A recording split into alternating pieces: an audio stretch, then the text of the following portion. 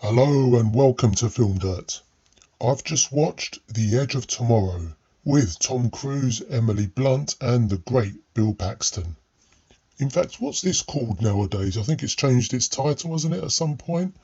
To Live, Die, Repeat, and I've also seen All You Need Is Kill, so I'll find out what's going on when I come to upload this. This is the second Doug Liman, Tom Cruise collab on this channel in a week. I also revisited American Made previously, and that's a really good film as well. If you haven't seen it, do give it a shot. So let's take a look at this science fiction war story. It's based on a Japanese book called All You Need Is Kill, and within the first few minutes you can see this has got that East Asian manga type feel with mechanized robots, bodysuits, whatever they are. There's definitely some really interesting visuals here, and it's got a kinetic, fast-paced style. I do like the first portion of the film. We basically land pretty much straight into the thick of the action. A few things I felt were left ambiguous with how Tom Cruise's character ended up being recruited by the UK military without any combat experience at all, or even any experience operating these mechanized suits. So let's be a bit forgiving on how this happened, and I guess we should just enjoy the ride, which is a trait for many science fiction, I think.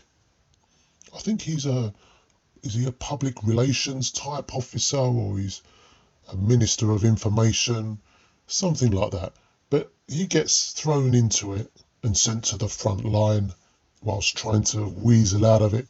And I have to say, the first intro shots of London, it doesn't look like there's much wrong. I mean, if there was a bombed out city ravaged by war, I didn't get all of the geography and war zone locations. It all happens really quick with some good adrenaline here in the opening moments. And what happens here is, I think does he get caught in some kind of time loop where he gets regenerated or respawned, to use a gaming term. I wanted to know how he acquired this ability, I guess. I must have missed that part when that was explained. And it is just like playing a video game, isn't it? I'm not much of a gamer nowadays, but when you play a game and you've basically seen various sections before, and to avoid death you always take the other option. Well, that's basically what happens here, and it's done in a really entertaining way, I have to say. And you have to keep at it until you find the way to defeat whatever alien menace is behind it all. And I love the point where further into the film we've established that although he's acquiring the help of Emily Blunt's character, he realises that she has to die for him to progress. That seems to be just how the story is, and there's no getting out of it. Unless, of course, Tom Cruise survives or becomes saved by someone, and that spoils the loop, which will mean the whole story is not completed. So he went from once seeking her out for her guidance, and when he acquires the knowledge, I guess, necessary for him to survive, he realises that he should really try and go it alone and not get to know her, because losing someone you care about becomes a lot easier if you don't know them. So that was a nice twist, I guess, nice touch to the story that, when you think about it, is a lot deeper than you expect from a story like this. So that was nice, and there was a couple of moments like that.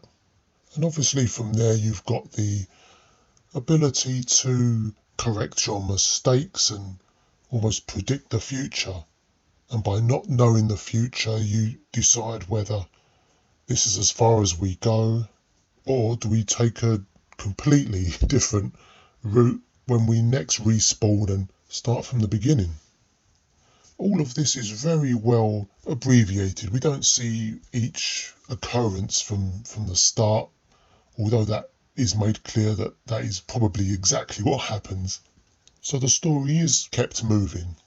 I guess it's up to our interpretation of whether we think the characters are making the right move. So a really interesting sci-fi that's a bit quirky and certainly got some good story elements. And all you gamers out there will definitely pick up on quite a few aspects of this. And also, when you think about it, by living or playing each lifetime, he's acquiring the skills and the training that he didn't have at the top of the film. So there, now that I've thought about it, I've found the reasoning behind it. So it's definitely got a few very clever layers here to think about, especially when you think about certain events being inevitable. They're just waiting to happen no matter how well you do. Certain people have to die for you to make progress.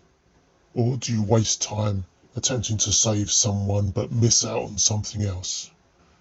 That's quite a gamble, isn't it? And like I said earlier, there's certain risks and mistakes being made here with not actually dying. There's a blood transfusion here, which is what he doesn't want. But I love the amount of times he has to get shot by Emily Blunt's character just so that somehow they can both restart. So a few clever things going on here. The effects overall I think are absolutely solid. There's very few instances where you can spot any glaring visual effects that don't fit in. Some of the creature work is really good. They look like land-based octopuses or octopi, however you say it. And even though you know that they're clearly visual effects, they do somehow have a weight and a menace that some alien digital effects don't have.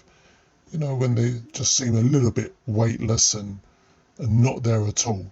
They do seem in this space. So well done to the visual effects crew. And all of the military hardware is fantastic. The mechanised suits look great as well, and they give you increased speed. Lots of firepower as well, and I think we'd all love to have a go in one of them, wouldn't we? Definitely one of the most intelligent or cleverest science fictions I've seen in quite some time.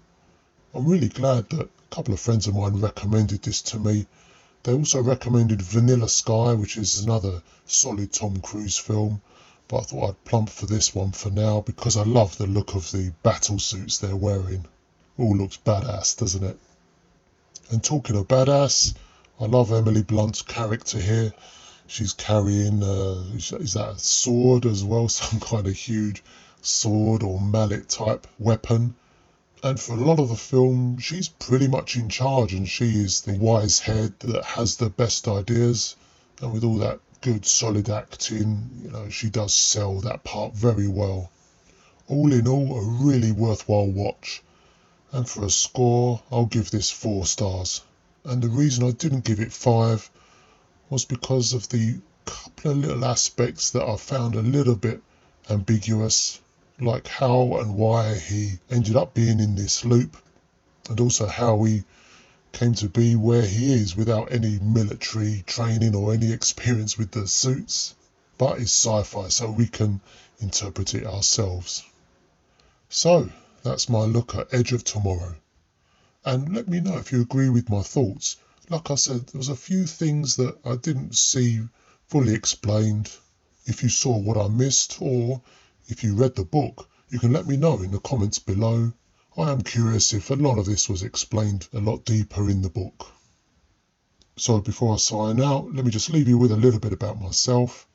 As I always declare in each of my reviews, I'm completely unbiased. I've got no connections to any of the studios, so I don't get any free tickets. I have been offered in the past, but I have turned them down because I want to watch what I want to watch and not be dictated to with the carrot of further bonuses and tickets. Not for me, not on this channel, definitely not while I'm here. Thanks again, like and subscribe and all that jazz. I'll speak to you again for another review soon. All the best and take care.